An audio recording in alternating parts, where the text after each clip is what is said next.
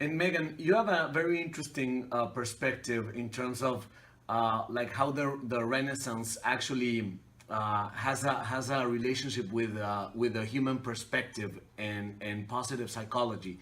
Could you talk a little bit about that and how it relates to Spire? It's really fun to look back in history and say, when are there times when the human population flourished in a certain way? Now, you can look back to the Renaissance and say, without a doubt, that was a time of spectacular artistic achievements. Still today, we look at that artwork and say, that was phenomenal.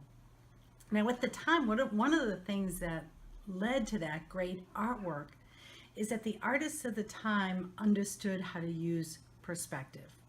In other words, by understanding the rules of perspective, they could draw great art, real art that almost looked like you could move into the canvas. It was amazing. I think the thing about perspective is it's not only true for making great artwork, perspective makes for a great life. And when you look at positive psychology, it's really a perspective that we take on our lives. Positive psychology looks at what works.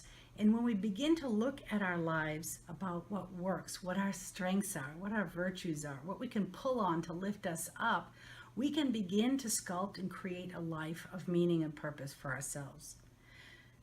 Now, also at Wholebeing Institute, what we look at is a five-dimensional perspective of well-being, of human flourishing. And those five perspectives are the acronym of SPIRE. S being spiritual, meaning mindfulness and meaning in our lives. P for physical, which is self-explanatory. How are we caring for this physical body? I, which is the intellectual, which looks at how engaged are we, how curious and open to experience can we be.